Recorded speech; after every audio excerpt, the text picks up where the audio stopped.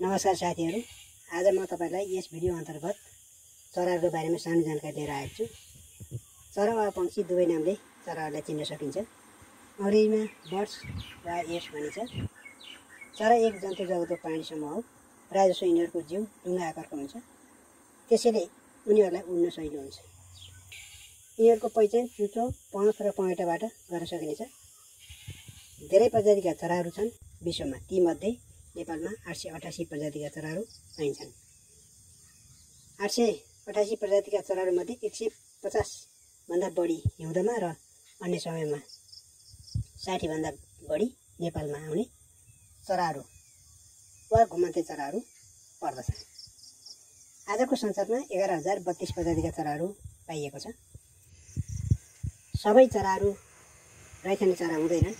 कोही चराहरू बस्न सार्ने गर्दछन्। खास गरेर चराहरू बस्ने सहरमा उत्तरी ध्रुवमा हिमपातको सुरु सँगै खराब मौसमको कारण त्यस्तै राम्रो वासस्थान र चरणको खोजी गर्ने क्रममा वर्षेनी 160 प्रजातिका पर्यटक चराहरू नेपाल आउँदछन्। यसरी चराहरू बसाइसरी आउने देशहरूमा उत्तरी क्षेत्रका देशहरू जस्तै रुस, किर्गिस्तान, तुर्किस्तान, उज्बेकिस्तान, अजरबैजान, चीन, मङ्गोलिया, त्यस्तै युरोप, कोरिया, तिब्बत आदि रहेका छन्।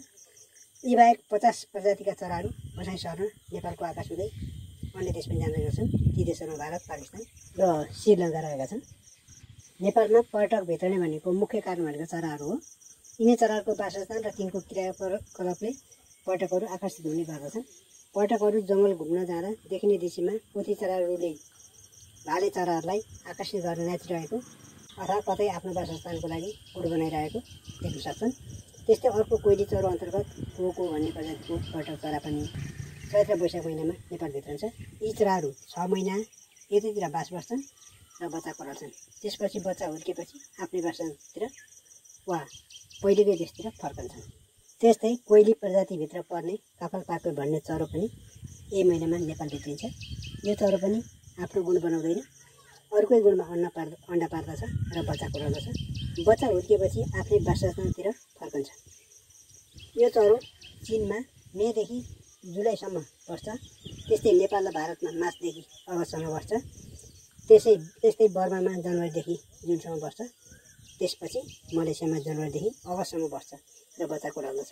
काफलपाके चरीको नेपालमा विभिन्न कथा र कविताहरू रहेका छन्, हामी सुन्न र पढ्न सक्नेछौँ। यस्ता घुमन्ते वा पर्यटक चराहरूको यात्रा मौसम अनुसारको फरक हुन्छ, किनभने हिउँद महिनामा आउने पर्यटक चराको यात्रा लामो हुने गर्दछ। त्यस्तै ग्रीष्मयाममा नेपाल आउने चराको यात्रा भने अलिक कम हुन्छ। हिउँद महिनामा तराईका विभिन्न ताल तलैयामा बाहिरबाट आएका हाँस प्रजातिका चराहरू बढी देखिन्छन्। त्यस्ता हाँस प्रजातिका चराहरू हिउँदे यात्रा गर्दा प्रायःजसो असोज महिनादेखि माघसम्म गर्ने गर्दछन्। यी विदेशी चराहरू हिउँदको महिनामा नेपालमा आउँदा प्रायःजसो पूर्वको कोशिकामा बस्ने गर्दछन्। त्यस्तै विषहजारी ताल, जगदीशपुर, घोडाघोडी ताल, शुक्लाफाटाका ताल क्षेत्रहरूमा पनि बस्ने गर्दछन्। त्यसपछि आफ्नो मुख्य वासस्थानको लागि कोशी नदी, गण्डकी नदी र नारायणी नदीहरू र तिनका केही सासाना नदीहरूलाई आफ्नो वासस्थान क्षेत्र बनाउँदछन्। नेपालमा विश्वमा नै दुर्लभ मानिने 42 प्रजातिका चराहरू पाइन्छन्। चराहरू एक उड्ने प्रजाति भएकोले एक ठाउँबाट अर्को ठाउँमा जानलाई उनीहरूलाई सजिलो हुन्छ। त्यस्तै चराहरू माथि उड्ने बाटोलाई फ्लाइओभर भनिन्छ। चराहरूसँग उड्न सक्ने शक्ति भएकोले एक ठाउँबाट अर्को ठाउँमा तथा एक देशबाट अर्को देशमा, त्यस्तै एक महादेशबाट अर्को महादेशमा बसाइ सरेर जाने गर्दछन्। नेपालमा बसाइ सरेर आउने चराहरूमा प्रायःजसो कोइली प्रजातिका चराहरू पर्दछन्। ती चराहरू 60 प्रजातिहरू रहेका छन्। यी कोइली प्रजातिका चराहरूमध्ये नेपालमा 19 प्रजातिका चराहरू पाइन्छन्। तीमध्ये 15 प्रजातिका कोइली चराले आफ्नो गुण नै बनाउँदैन। अरू चराको गुणमा नै अन्डा पार्दछ र बच्चा पराल्छ। अन्य चराले पनि कोइलीको बच्चालाई आफ्नै बच्चा ठानेर हुर्काइदिन्छ। नेपालमा आगन्तुक चराहरूमा अन्य चराहरू पनि पर्दछन्। ती चराहरूमा मुरलीचरी, गाजले सुनचरी, स्वर्गचरी, चित्रपिट्ठा, कटुसटाउके आदि चराहरू पर्दछन्। ग्रीष्मकालीन आगन्तुक चराहरूलाई मुख्य वासस्थानको र चरनको लागि भने वन तथा त्यसको चारैतिरका घाँसे मैदान तथा कृषि क्षेत्रहरू पर्दछन्। यी आगन्तुक चराहरू भने कोही बीचमा बास बस्दै नेपाल आउँछन् भने कोही आफ्नो ज्यान जोखिम राखेर आउने गर्दछन्।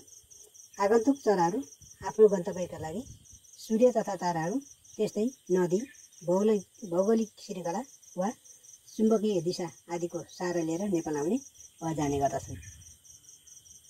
जहाँ चराहरू आवाजावत गर्दछन् उनीहरूको ज्यान जोखिम राखेर त्यस बाटोलाई फ्लाइवे भनिन्छ। नेपाल एक पर्यटकीय देश हो। यहाँ हजारौँको सङ्ख्यामा पर्यटक आउने गर्दछन्। त्यसको कारण हो चराहरू हेर्न भनेर एसियाका देशहरूबाट पनि आउने गर्दछन्।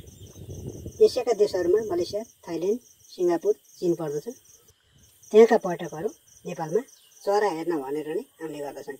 एसिया बाहेक बेलायत, अमेरिका, जर्मन तथा युरोपका पर्यटकको पनि आउने गर्दछन्। चरा हेर्नको लागि धेरै खर्च र समय लाग्नेछ, किनकि चरा नदेखेसम्म र क्यामेरामा कैद नगरेसम्म लामो समयसम्म बास गर्नु पर्ने हुन्छ। त्यसले गर्दा चराहरू हेर्ने भ्रमण भनेको खर्चाले हुनेछ। वन विनाशको कारण र वन डढेलोको कारण दिनदिनै चराहरू विस्तारित हुँदैछन्। यसले गर्दा पर्यटकको सङ्ख्या घट्न सक्छ र देशलाई नोक्सान हुन जान्छ। त्यसैले चराहरूलाई उचित बास र चरनको व्यवस्था हामी आफैले गर्नु पर्दछ। साथीहरू, कस्तो लाग्यो चरा सम्बन्धी जानकारी भिडियो? यस्तै भिडियो हेर्नको लागि यस च्यानलमा आउनुहोला।